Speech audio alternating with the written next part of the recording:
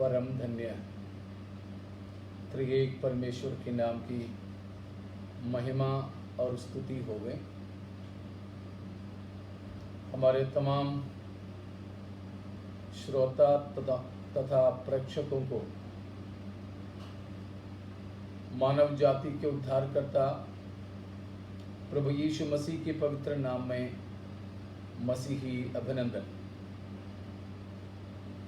आइए हम प्रार्थना के साथ हमारे इस अध्ययन को प्रारंभ करेंगे। हमारे प्रेमी पिता परमेश्वर, यीशु मसीह के वसीले से हम आपके कदमों पर आते हैं। हम धन्यवाद करते हैं, हमें आपने अपना संतान बनाने के लिए हम पर प्रसन्न हुआ। यीशु मसीह के द्वारा आपने हमें पाप क्षमा दिया, लेपालकपन दिया। प्रभु जी, हमारे जीवनों को हम आपके हवाले करते हैं। इस विशेष अवसर भी आपने हमें प्रदान की कि हम मिलकर आपके कदमों पर आप ही की शिक्षा पाने के लिए आ सकें। आपके पाक रूह हमारी अगुवाई करें, हमारे शिक्षक बने रहें, हमारे समझ और बुद्धि को खोल दीजिए ताकि हम आपके वचन की सच्चाइयों को समझ सकें, ग्रहण कर सकें और उस पर अमल कर सकें। तमाम सुनने और देखने वालों के लिए धन्यवाद। नामानाम उन्हें आशीषित करें। मिलकर हम आपके नाम को ऊंचे उठाते हैं। महिमा, आदर, इज्जत आप ही का हो। प्रभु यीशु मसीह के नाम से हम मांगते हैं, आमीन। एक बार और मैं त्रिएक परमेश्वर का तहे दिल से धन्यवाद करता हूं और मैं सोचता हूं कि आप लोग हमें देख भी और सुन भी पा रहे हैं। जैसे पहले घोषित किए थे, बाइबल परमेश्वर के प्रकाशन में क्या बताते हैं उसके बारे में थोड़ा समय हम समझने और सीखने की कोशिश में इस प्रकार एकत्रित हुए हैं। इसके लिए परमेश्वर ने माध्यम बनाया। परमेश्वर के दास पास्टर मनु और उनकी कलीसिया जो गोवा में है, फादर्स हाउस, उनके लिए भी मैं खुदा का शुक्रिया अदा करता हूं और इसमें शामिल आप सबों के लिए परमेश्वर का मैं धन्यवाद करूंगा। पिछले कुछ दिनों में मलयालम में इन बातों का हमने अध्ययन किए थे। तभी मलयालम नहीं जानने वालों ने आग्रह किया, तो उनके लिए विशेष इन 3 दिन, आज, कल और परसों, अगर प्रभु यीशु मसीह की आगमन में देरी है तो इसी समय हम इस परमेश्वर के वचन के बारे में सीखेंगे। परमेश्वर के वचन यानी बाइबल हमें एक परमेश्वर का प्रकाशन देता है। बाइबल प्रस्तुत करने वाले परमेश्वर संसार के अन्य तमाम देवी देवताओं, ईश्वर, परमेश्वर कहलाने वाले, पूज्य, आराध्य कहलाने वाले हर किसी से बिल्कुल ही अलग है, बिल्कुल ही अलग है।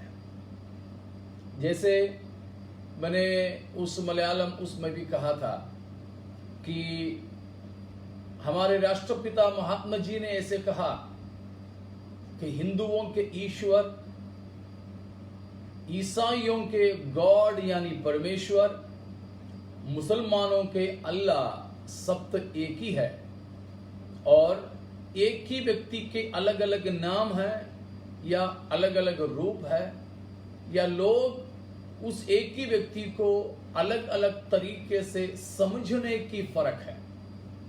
लेकिन बाइबल उस बात से सहमत नहीं है।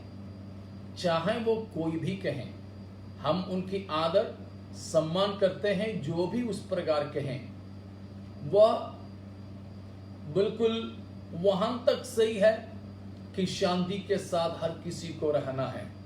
किसी को ऊंचा करना, नीचा करना, अवमानना करना, ये बिल्कुल भी नहीं। हम उसकी कोशिश में नहीं। लेकिन बाइबल प्रस्तुत करने वाले एक परमेश्वर है।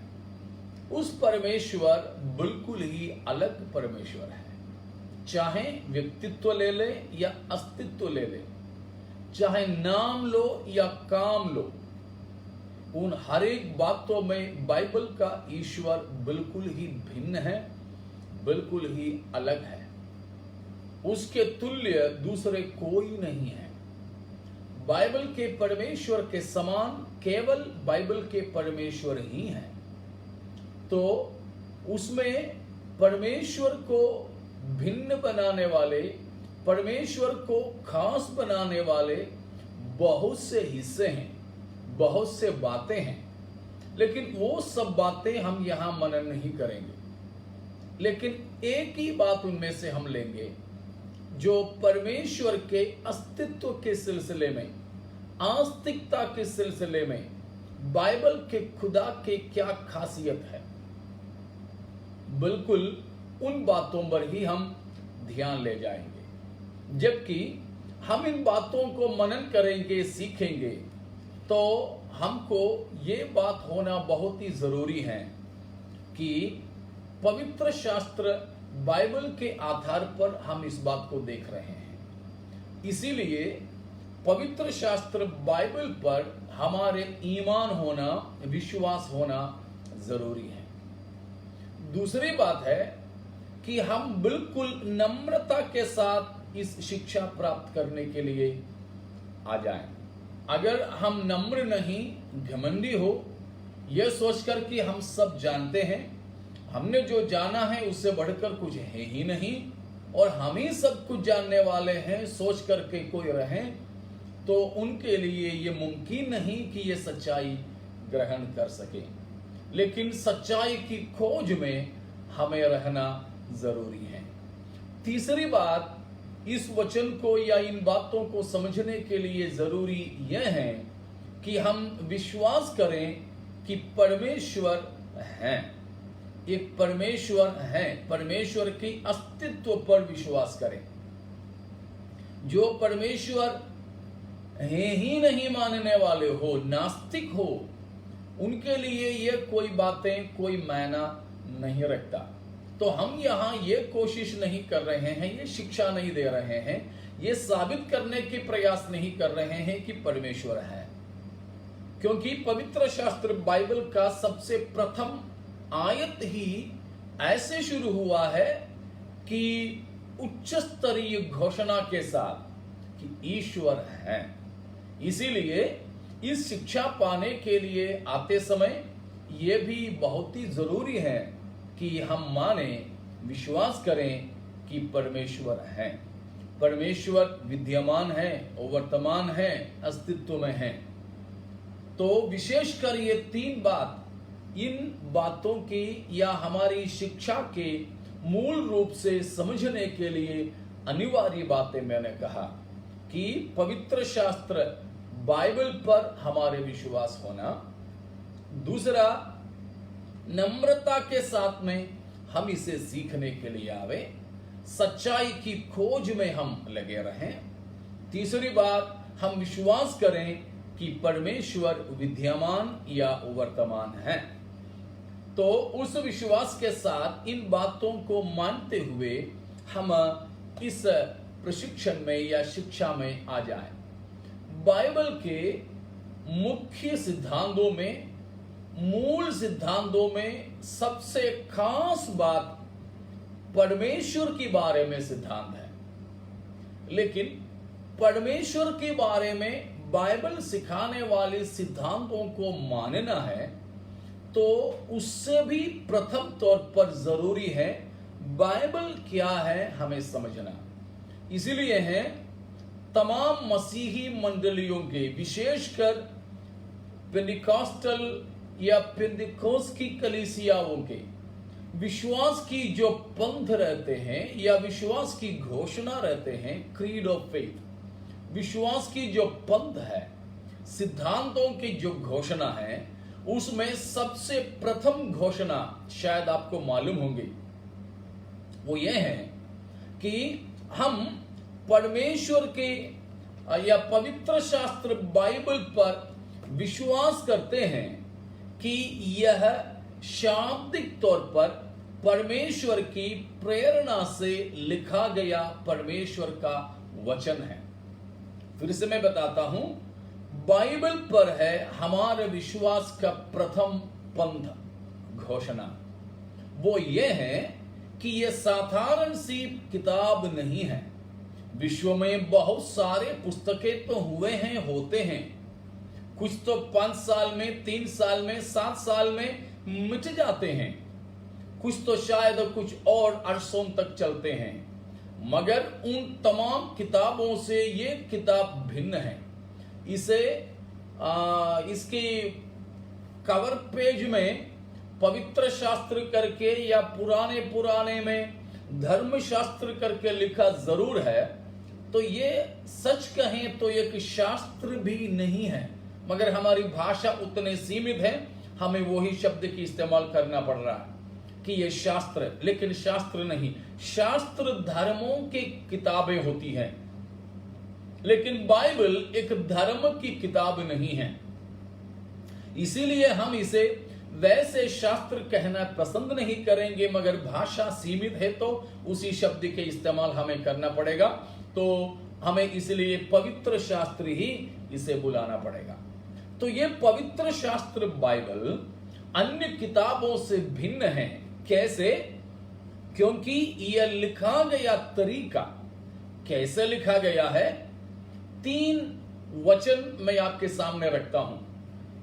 तीमुथियुस के लिए पौलुस प्रेरित ने लिखा दूसरी पत्रिका, अर्थात हम दूसरे तिमोथी जो कहते हैं, उसका 3 अध्याय का 16वां पद, और दूसरा पत्रस पहला अध्याय 20 और 21 पद। ये 3 विशेष भागों में पवित्र शास्त्र के बारे में लिखा है। ये पवित्र शास्त्र हमें कैसे हासिल हुआ? 3 विशेष जरियों से हमें हासिल हुआ। Revelation, inspiration and illumination. 3 माध्यम से हमें बाइबल प्राप्त हुई है। प्रकाशन रेवलेशन से, और परमेश्वर की प्रेरणा से इंस्पिरेशन से, और इल्यूमिनेशन से परमेश्वर उसके अंदर प्रकाश डालकर हमें समझाने से। उसमें विशेष हमारे मानना बाइबल की घोषणा 2 तिमोथी 3:16 में यह है कि हर एक पवित्र शास्त्र परमेश्वर की प्रेरणा से रचा गया है। तो सबसे पहले हमें इस पुस्तक पर विश्वास यह करना होगा कि यह एक साधारण सी किताब या शास्त्र नहीं, परंतु परमेश्वर की प्रेरणा से, शाब्दिक तौर पर परमेश्वर की प्रेरणा से लिखा गया पुस्तक है। इसीलिए इसे हम परमेश्वर के वचन मानते हैं। हिंदी में परमेश्वर की प्रेरणा करके जो लिखा है, मुझे शक है कि उसका अर्थ कहां तक सही है। हमें मालूम है नया नियम, बाइबल के नया नियम यूनानी भाषा में लिखा गया है। यूनानी भाषा में 2 तिमोथी 3:16 प्रेरणा करके जो अनुवाद किया हमारे भाषा में, उसका मूल शब्द का मतलब है ब्रत, ब्रत ऑफ गॉड, परमेश्वर का श्वास है। तो परमेश्वर की प्रेरणा से लिखा गया, उसका मतलब है कि परमेश्वर की श्वास से लिखा गया है। इसीलिए हम इस पुस्तक के पर्याय वचन में यह बोल सकते हैं कि यह खुदा का श्वास है, खुदा का जान है। हाँ प्यारों, इस बाइबल को लेकर घूमने, पढ़ने, सिखाने, प्रचार करने वाले अजीजों, ये साधारण पुस्तक नहीं कि बल्कि ये परमेश्वर की प्रेरणा से, यानी परमेश्वर की श्वास से लिखा गया है। श्वास तो बिल्कुल अंदर ही से आता है। अंदर कोई बीमारी है तो श्वास में भी उसकी बदबू या खुशबू कुछ भी तो आता है। तो जो श्वास है हमारे संपूर्ण अस्तित्व का होता है। तो इसीलिए हम कहते हैं खुदा की वचन को, कलाम को, खुदा की उतना ही मूल्य है, ये उतना ही मूल्यवान है जितना खुदा। इसीलिए सर्वप्रथम इन प्रशिक्षणों के लिए वो विश्वास की जरूरत है। इसीलिए ही हमारे विश्वास की पंथ में प्रथम है बाइबल पर हमारे विश्वास की पंथ या घोषणा क्या है। शाब्दिक तौर पर यह पुस्तक बाइबल, पवित्र शास्त्र परमेश्वर की शास से लिखा गया परमेश्वर का वचन है। अगर शाब्दिक तौर पर यह परमेश्वर का वचन है, परमेश्वर की शास से लिखा गया है, इसमें बताए गए हर एक बात सच है और विश्वास योग्य है। वो सच्चाई में सबसे प्रथम, सबसे खास वही हमारे विषय हैं। वो है हमारे विश्वास की पंथ में, विश्वास की घोषणा में, या हमारे सैद्धांतिक पंथ में दूसरा, द्वितीय, वो ईश्वर पर हमारा विश्वास है। ईश्वर पर हमारा विश्वास है। वो क्या है? शायद आपने विश्वास की घोषणा, आप जो भी कलीसिया में शामिल है, जो भी कलीसिया के सदस्य हैं, उस कलीसिया के विश्वास की घोषणा को आप पढ़ लीजिएगा। मैं तो चर्च ऑफ गॉड नाम की संस्था से हूं, church of God in India. तो हमारे संस्था में उसी प्रकार आईपीसी हो या एजी, उस प्रकार के तमाम संस्थाओं में जो हमारे विश्वास की घोषणा का दूसरा पंथ यह है कि हम विश्वास करते हैं एकमात्र सनातन परमेश्वर पर, जो पिता और पुत्र और पवित्र आत्मा रूपी तीन व्यक्ति में विद्यमान है। तो यह है बाइबल हमें सिखाने वाले ईश्वरीय सिद्धांत में सबसे खास बात। फिर से मैं बताता हूं, हमारे इन 3 दिनों के शिक्षा का भी मुख्य मुद्दा यही है, त्रिएक परमेश्वर, त्रित्व। आप अगर अंग्रेजी में देखोगे तो ट्रिनिटी, ट्रिनिटी के लिए आप डिक्शनरी में जाकर हिंदी में देखोगे तो शायद ये मतलब आपको नहीं मिलेगा, उसमें आपको त्रिमूर्ति ही मिलेगा। मगर इसलिए हमने उसका नाम त्रिएकत्व करके दिए थे, त्रिएकत्व। ट्रिनिटी अंग्रेजी में बताते हैं, उन शब्दों को हम मनन करेंगे आगे चल के। लेकिन ट्रिनिटी से भी बढ़कर के मैं उस शब्द का इस्तेमाल करना पसंद करूंगा जो ट्राइयूनिटी अंग्रेजी में बोलते हैं, ट्राइयूनिटी, ट्राइयूनिटी, तीन एकत्व, त्रिएकत्व। तो त्रिमूर्ति करके नहीं, परंतु त्रिएकत्व। उसके लिए हम कहते हैं ट्रायून गॉड, त्रिएक परमेश्वर, त्रिएक परमेश्वर। वो हमारे विश्वास की पंथ या घोषणा में सबसे खास है।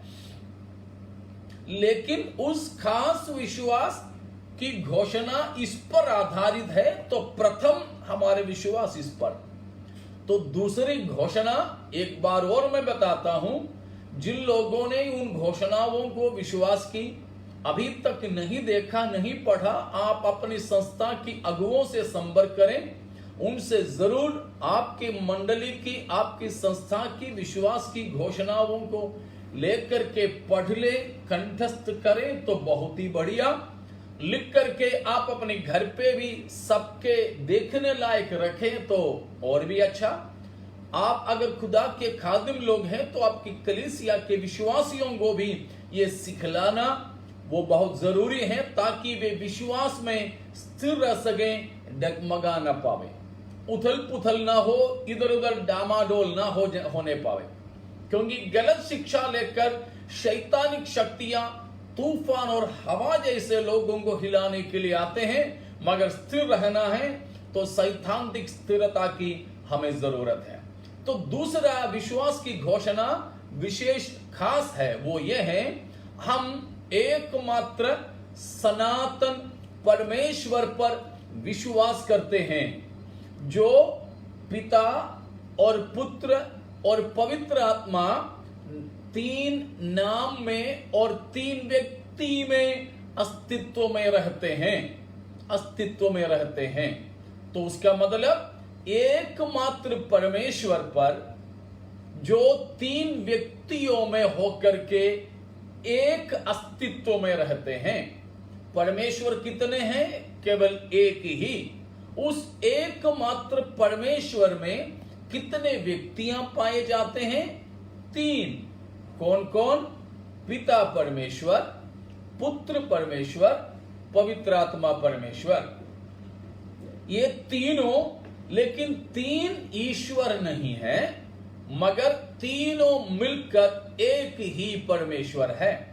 इसीलिए मैंने पिछले बार सबसे पहले एक पंथ की वक्तव्य को इस्तेमाल किया था, जो अथनेशियन क्रीड कहते हैं, अथनेशियन पंथ कहते हैं। उसका 15वां और 16वां आर्टिकल्स है, 15वां और 16वां नंबर का है। वो इस प्रकार कहते हैं कि सो पिता परमेश्वर है, पुत्र परमेश्वर है, पवित्र आत्मा परमेश्वर है। 16वां खंड इस प्रकार कहते हैं, लेकिन वे तीन ईश्वरें नहीं हैं, परंतु वे तीनों मिलकर एक ही परमेश्वर है। सबसे पहले हे अजीजों, हमको पवित्र शास्त्र बाइबल परमेश्वर के प्रकाशन में सिखाने वाली इस बात समझना है कि पिता और पुत्र और पवित्र आत्मा तीनों ही परमेश्वर है, लेकिन तीन ईश्वरें नहीं हैं, तीनों मिलकर एक ही परमेश्वर है, एक ही परमेश्वर। तो हमारे पवित्र शास्त्र बाइबल हमें सिखाने वाला ईश्वर कितने हैं? केवल एक ही है। लेकिन एकमात्र अस्तित्व में रहने वाला परमेश्वर में कितने व्यक्तियां हैं? तीन व्यक्तियां हैं। तीनों सार में, सार में एक ही है, लेकिन तीन व्यक्तियां हैं। अस्तित्व में केवल एक ही है, व्यक्ति में तीन हैं। ये बाइबल हमें सिखाती है। तो आगे चल के उसके बारे में और भी हम देखेंगे। उसके लिए पुराने नियम से भी, नए नियम से भी बहुत से दसों पद हमें मिलती है। उत्पत्ति का पहला अध्याय, पहला पद से लेकर प्रकाशित वाक्य की 22वीं अध्याय तक हमें सबूतों के सिलसिला बिना रुके, बिना टूटे मिल जाते हैं।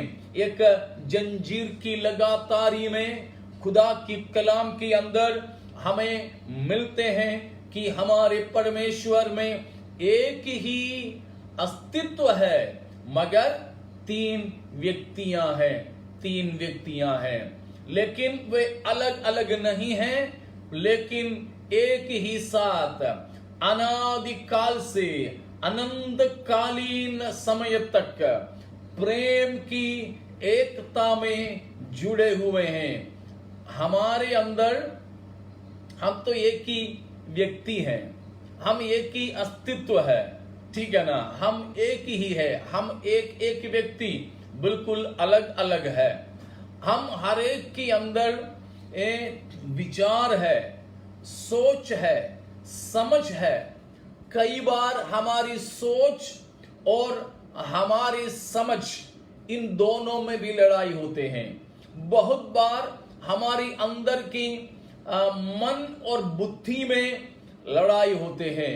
कई बार हमारे अंदर जो है हमारे आत्मा और शरीर की आपसी लड़ाई होते हैं। हमारी बुद्धि कभी कुछ कहते हैं, हमारी आत्मा और कुछ कहती है। हम एक ही व्यक्ति है तो भी अंदर ही अंदर दो प्रकार की बातें मुठभेद करते हुए हमेशा नजर आते हैं। वही तो हमारी जिंदगी के संघर्ष भी है। लेकिन हम एक ही व्यक्ति के अंदर भी उतने बड़े संघर्ष और मुठभेद होते हैं तो भी खुदा में तीन व्यक्तियां होने के बावजूद भी किसी प्रकार की मुठभेद, किसी प्रकार की मतभेद बिल्कुल भी नहीं है। परंतु पिता का जो इच्छा वो संपूर्ण रीति में पुत्र की इच्छा, वही संपूर्ण रीति में पाक रूह की इच्छा, उस प्रकार के एक अनोखा एकता में जुड़े, अनोखी प्रेम से बंधे हुए तीन व्यक्तियों की जुड़ाई है हम बाइबल में देखने वाला परमेश्वर। उस परमेश्वर को प्यारो हमें सच कहें तो बनाने की जरूरत नहीं था, हमारी सृष्टि करने की भी आवश्यकता नहीं थी, क्योंकि हमारे बिना ही और किसी सृष्टि के बिना ही बाइबल के परमेश्वर संपूर्ण है, सिद्ध है। क्योंकि प्रेम करने के लिए, बात करने के लिए, लेन देन कुछ करना है तो वो करने के लिए, लेन देन का मतलब बाकी हमारे जैसे कुछ लेन देन खुदा में नहीं है, अभिप्रायों का, इच्छाओं का, बातचीत का, योजनाओं का लेन देन कुछ भी करने के लिए वे तीन तो थे ही। इसीलिए हम किसी की जरूरतें उसको नहीं था, उस परमेश्वर को नहीं था। फिर भी उस परमेश्वर को भाया कि मुझे और आपको बना ले, मिट्टी से बने हुए हमको अपने साथ में संगति में जोड़े, अपने प्रेम हमारे अंदर परोस करके रखें। हाँ प्यारों, यही जब समझेंगे तो हम खुदा के धन्यवाद, शुक्रिया अदा तहे दिल से कर सकेंगे।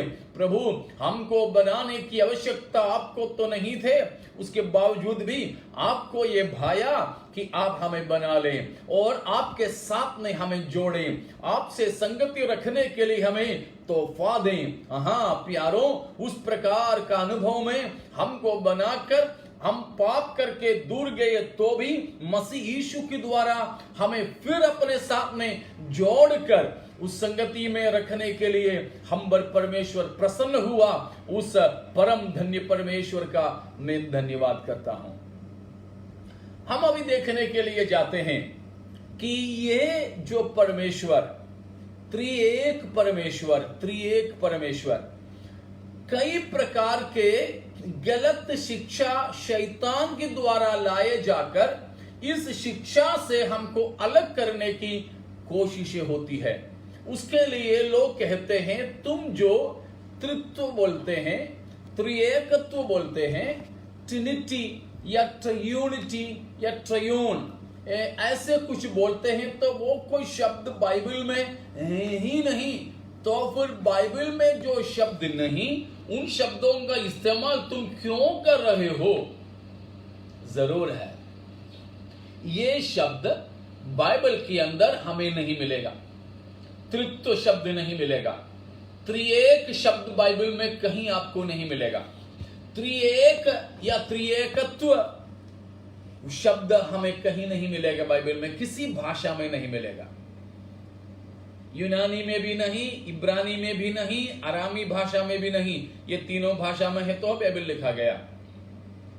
अंग्रेजी में, हमारे किसी भी भारतीय भाषा में, किसी भाषा में बाइबल में ये शब्द बिल्कुल भी नहीं। उनका वो कहना बिल्कुल सही है, लेकिन वो शब्द नहीं है, मगर वो विचारधारा, वो शिक्षा, वो सिद्धांत बाइबल के अंदर बिल्कुल दोपहर की सूरज की समान चमकता हुआ नजर आता है, चमकता हुआ नजर आता है। वो शब्द मैंने कहा उत्पत्ति 1:1 से शुरू होता है, 1:1 से शुरू होता है। वो सबसे आखिरी अध्याय तक चली जाती है और उसकी अंदर से एक धागा जो गया, वो धागा गया, वो धागा त्रिएकत्व की धागा, उत्पत्ति 1 की 1 से लेकर प्रकाशित वाक्य 22 अध्याय तक जो गया, कहीं बीच में गांठ नहीं पड़ा, कहीं बीच में टूटी नहीं पड़ी, परंतु लगातार ही में गया हुआ है। उसको प्रभु चाहे तो हम कल और परसों में होकर देखेंगे। लेकिन प्यारों, मैं आपको यह बताता हूं कि तृत्व, वो जो शब्द का इस्तेमाल सबसे पहले मसीही या ईसवी दूसरी सदी में हुआ, थियोफिलस नाम का एक व्यक्ति के द्वारा, और उसका और ज्यादा शिक्षा तरतुल्य नाम का व्यक्ति के द्वारा तीसरी सदी में हुआ था। यह सच है, लेकिन वो शब्द का इस्तेमाल दूसरी सदी में, तीसरी सदी में हुआ। और उसके बाद उस समय जीवित रहे कुछ मसीहियत के पंडित लोग, चर्च फादर्स जो बोलते हैं, मिलकर के चौथी सदी में एक पंथ बनाया, एक सिद्धांत बनाया जिसको नीशियन क्रीड कहते हैं। 325 में था वो। उसके बाद ईस्वी 381 में उसको और विपुल बनाया, बढ़ाया, जो अभी भी वो नीशियन क्रीड के तौर पर, निकिया के पंथ के तौर पर जाने जाते हैं। लेकिन हमको दूसरी सदी में सबसे पहले ये शब्द का इस्तेमाल, ट्रिनिटी या तृत्व शब्द का इस्तेमाल करने वाला थियोफिलस को हमें लेने की जरूरत नहीं है। हमें दूसरी सदी में उसको और भी बढ़ाकर परिभाषा देने वाला तेर्तुल्यन की भाषा और उनकी विचारों के भी सहारा हमको नहीं चाहिए। और चौथी सदी में 325 से लेकर जो निकिया की पंथ में जो बैठक हुई थी, उन लोगों ने बनाया हुआ विश्वास की घोषणा का भी कोई सहारा नहीं चाहिए बाइबल हमें बताने वाले त्रिएक परमेश्वरत्व के बारे में समझने के लिए। इसीलिए हम उन चीजों को फिलहाल दरकिनार कर देते हैं, करके हम बाइबल की अंदर ही अंदर से देखने के लिए चाहेंगे। तो आज मैं समाप्त करने से पहले आपको दो बात बताने के लिए चाहूंगा कि मैं क्यों इस पर विश्वास करता हूं, मैं क्यों एक ट्रिनिटेरियन हूं, त्रिएकत्व पर मैं क्यों विश्वास करता हूं, वो मैं आपको बताना चाहूंगा। सबसे पहले इसीलिए कि बाइबल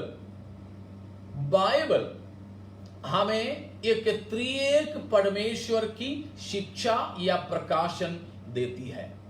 बाइबल बताने वाला परमेश्वर त्रिएक परमेश्वर होने के कारण मैं उस त्रिएकत्व पर विश्वास करता हूं। ठीक है ना? Just because why am I a Trinitarian? The first reason, because the Bible says so. हमारे विश्वास का मूल, हमारे विश्वास का आधार, हमारे सिद्धांतों का आधारशिला पवित्र शास्त्र बाइबल है। कारण मैंने पहले बता दिया, उसमें 3 शब्दों का आपको बिल्कुल ध्यान देना होगा। 3 शब्द बाइबल के बारे में बताते समय स्मरण रखिए। पहला शब्द इंस्पिरेशन। इंस्पिरेशन का मतलब मैंने बोला खुदा का श्वास है, खुदा की श्वास लिखा गया, अर्थात परमेश्वर ने अपने ही अंदर की विचारों को मनुष्यों के द्वारा लिखवाया, लटकाया हुआ नहीं है। खुदा ने स्वर्ग से लिख करके लटका कर दिया हुआ नहीं, खुदा ने लिख के दिया। 10 आज्ञा, डेकालोग जरूर है, 10 आदेश पुराने नियम का, वो परमेश्वर ने स्वयं लिख करके दिया था, वो जरूर है। बाकी कुछ परमेश्वर ने स्वयं लिख करके नहीं दिया, परंतु परमेश्वर की दासों को, सेवकों को प्रेरणा के द्वारा लिखवाया है। वो प्रेरणा शब्द का सही मतलब है शास लिखवाया है। उसके परिभाषा है, हम दूसरे पत्रस पहले का 20-21 में जो देखते हैं कि पवित्र आत्मा के अगुवाई के द्वारा परमेश्वर के पवित्र लोगों ने बताया या लिखा हुआ बातें। बाइबल के बारे में दूसरा शब्द है इनफैलिबिलिटी। इंस्पिरेशन पहला, दूसरा है इनफैलिबिलिटी। इनफैलिबल या इनफैलिबिलिटी का मतलब है कि अटलता। अटलता, परमेश्वर का वचन अटल है, यह टलेगा नहीं। मसीह यीशु ने भी कहा आसमां टल जाएगा, पृथ्वी टल जाएगी, लेकिन परमेश्वर की वचन की एक मात्रा बिंदु तक नहीं टलेगा। हालेलुया। हाँ, इस बाइबल लेकर के पढ़ने और सीखने, सिखाने, प्रचार करने और ईमान करने वाले अजीजों, हमारे पास खुदा का वो कलाम है जो कभी भी बदलने का नहीं, कभी भी टलने का नहीं है। आसमां, पृथ्वी, समस्त अखिलांड ब्रह्मांड बदल जाएंगी, प्रपंच बदल जाएंगी। ऐसा दिन आएगा जिस दिन सूरज नहीं निकलेगी, नहीं तो ऐसा दिन आएगा जिस दिन चांद नहीं निकलेगा। आसमां की सारे तारे बिल्कुल अंजीर के, नहीं तो हमारे कोई फल के पेड़ जैसे गिरते हैं वैसे गिर जाएंगे। ये कुछ भी अटल नहीं है। अभी भी देखो कि हमारे भारत की भी कुछ हिस्सों लेकर बांग्लादेश इलाकों में हवाएं चल रही है, हिल रही, समुद्र, पृथ्वी, थल स्थल सब तो हिलते डोलते, लेकिन खुदा का कलाम अटल है। Infallible word of God. तीसरा शब्द है inherent word of God. Inherent, it can not be errant, error. परमेश्वर की वचन के अंदर कोई गलती नहीं हो सकता है, गलती नहीं हो सकता। तो परमेश्वर की प्रेरणा यानी शास से लिखा गया बाइबल, अटल परमेश्वर का वचन, अटल परमेश्वर का वचन, और कभी भी गलत नहीं होने वाला, कभी भी गलत नहीं होने वाला परमेश्वर का वचन। ये वचन त्रिएक परमेश्वर का पहचान कराने के कारण मैं त्रिएक परमेश्वर पर विश्वास करता हूं, त्रिएक परमेश्वर पर विश्वास करता हूं। कहां है बाइबल उस त्रिएक परमेश्वर के बारे में बताते हैं? उत्पत्ति 1:1 में ही मैंने आपको बोला, आदि में परमेश्वर ने आकाश और पृथ्वी की सृष्टि की।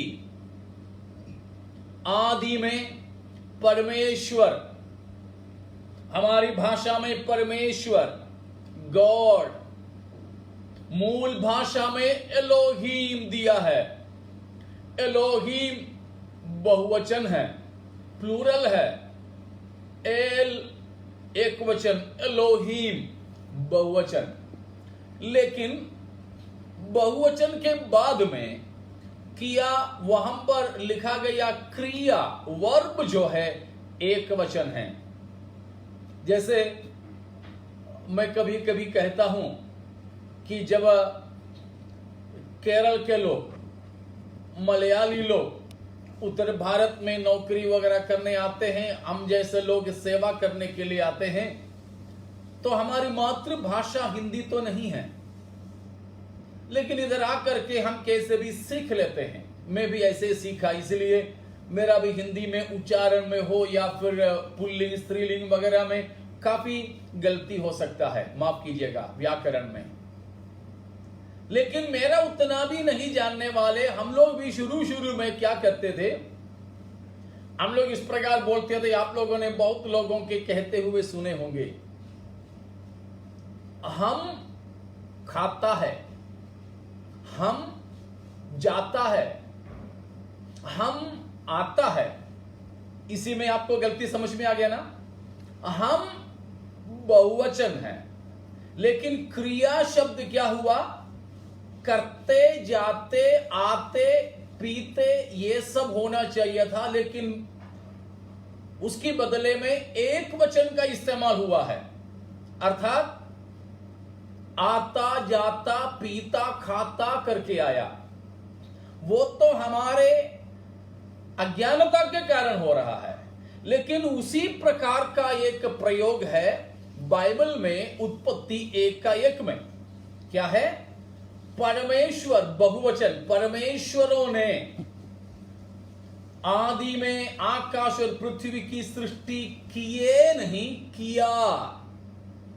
सृष्टि किया, एक वचन, क्रिया शब्द, गलती से नहीं, परमेश्वर की शास से लिखा गया, गलत नहीं साबित होने वाले, न टलने वाले वचन के अंदर लिखा एक वचन की क्रिया शब्द। उसी में से यह बात साबित होता है कि परमेश्वर में बहुत्व पाए जाते हैं, एक से अधिक व्यक्तियां पाए जाते हैं, मगर एक ही अस्तित्व में होने के कारण एक वचन क्रिया शब्द का इस्तेमाल हुआ है। और उत्पत्ति 1:26 में आ जाइए, वहां पर लिखा है, आवो हम अपने स्वरूप और अपने समानता में मनुष्य को बनाएं। लेकिन उसके अगला पद में क्या लिखा है? परमेश्वर ने अपना स्वरूप और समानता में मनुष्य को बनाया।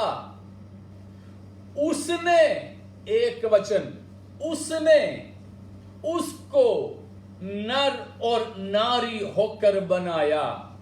26वां पद में हम बनाए। परमेश्वर ने जब कहा तो बहुवचन का इस्तेमाल किया, लेकिन 27वां पद में गलती नहीं हुआ, असलियत में लिखा कि उसने बनाया, एक वचन दिया है। वो ठीक है, बहुवचन और एक वचन दिया, उसमें 3 है करके कैसे मालूम? हम उसमें आएंगे बाद में। तो हम अभी ये बात देख रहे हैं कि मैं क्यों त्रिएकत्व पर विश्वास करता हूं परमेश्वर का। आपको क्यों परमेश्वर के त्रिएकत्व पर विश्वास करना है, उसका कारण मैं बता रहा हूं। पहला मैंने बताया कि परमेश्वर के शास या प्रेरणा से लिखा गया, अटल और गलत न होने वाला परमेश्वर का वचन त्रिएक परमेश्वर का पहचान कराता है। दूसरा कारण, मैं त्रिएक परमेश्वर पर विश्वास करने का तीसरा कारण, मेरा प्रभु यीशु मसीह ने त्रिएकत्व को सिखाया, और my Lord Jesus Christ himself was a Trinitarian.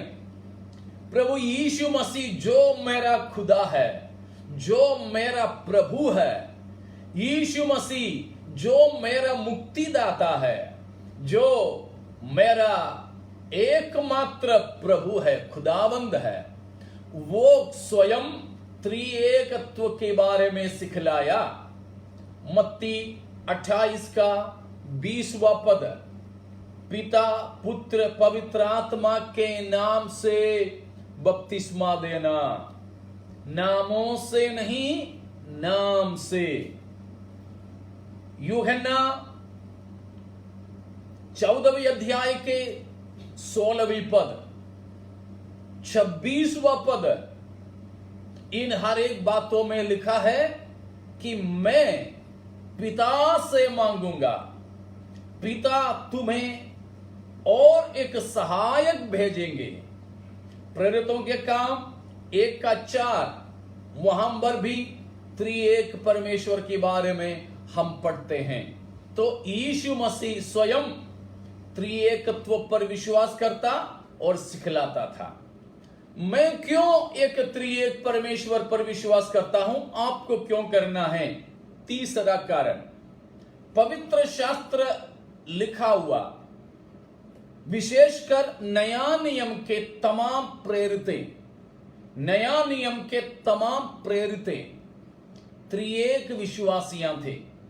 All the apostles of the New Testament, they were Trinitarians. They taught Trinitarian doctrine. चाहे यूहन्ना को ले लो, चाहे लूका को ले लो, मत्ती से लेकर प्रकाशित वाक्य तक की पुस्तकों को पढ़ लीजिए, नया नियम के तमाम प्रेरित त्रिएक परमेश्वर पर विश्वास करने वाले थे। सबूत बहुत है, बाद में हम उन सबूतों में जाएंगे। एक ही सबूत मैं फिलहाल देता हूं। पौलुस प्रेरित ने दूसरा कुरिन्थियों 13:14 में लिखा या दिया हुआ आशीर्वाद का वचन, जो हम लोग भी हर संगति के आखिरी में बोलते हैं, पिता परमेश्वर का प्रेम, प्रभु यीशु मसीह के शांति, पवित्र आत्मा परमेश्वर की संगति। तो प्रेरित लोग सब नया नियम के त्रिएक परमेश्वर पर विश्वास करने वाले थे। चौथी बात, दूसरे किसी भी ईश्वरवाद को, त्रिएकत्व को छोड़कर और किसी भी ईश्वरवाद को बाइबल का समर्थन नहीं है। और किसी भी ईश्वरवाद, चाहे त्रिमूर्तिवाद हो, एकत्ववाद हो, इस प्रकार का कुछ भी, यहोवा विटनेस वालों के हो, जीसस ओनली वालों के हो, सेवेंथ डे वालों के हो, वननेस पेंटिकॉस्टल्स के हो, इस प्रकार की किसी भी तरह की ईश्वरवाद को बाइबल में कोई समर्थन नहीं मिलेगा। बाइबल के आधार पर वो कुछ भी शिक्षा ईश्वरवाद के साबित नहीं कर सकेंगे। इसीलिए पांचवा कारण यह है कि और किसी ईश्वरवाद में वो बिल्कुल भी मूर्खता समझते हैं, मूर्खता साबित होते हैं। त्रिएकत्ववाद को छोड़कर बाकी सारे ईश्वरवाद बिल्कुल मूर्खता ही समझ में आते हैं, क्योंकि उसमें सेंस नहीं होता है, सेंसलेस, नॉनसेंस समझ में आता है। वो कैसे, बाद में मैं बताऊंगा, उसके बारे में भी विवरण। आखिरी में एक और बात बोलकर मैं समाप्त करूं, हमारा समय बीत चुका है। छठवां कारण यह है, पहली सदी की कलीसिया हमारे लिए हर कुछ के लिए नमूना प्रेरितों के काम में, और ये जो पत्रिकाओं में या खतों में लिखे गए, नहीं तो प्रकट किए गए कलीसियाएं हैं, उसको हम पहली सदी की कलीसिया बोलते हैं, फर्स्ट सेंचुरी चर्च। तो हमारे लिए इस त्रिएकत्ववाद के लिए भी नमूना हमारे लिए वही पहली सदी की कलीसिया है, क्योंकि पहली सदी की कलीसिया में भी त्रिएकत्ववाद बरकरार था। इसीलिए पहला कुरिन्थी 12वां अध्याय की 3 से 4 से लेकर के पढ़ लीजिए, वहां पर यह बात अवश्य लिखा है। प्रकाशित वाक्य पहला अध्याय उसका 4, 5, 6 पढ़ लीजिए, यही बात लिखा हुआ है। हाँ, पहली सदी की कलीसिया इस पर विश्वास करते थे कि उनका परमेश्वर त्रिएक परमेश्वर था।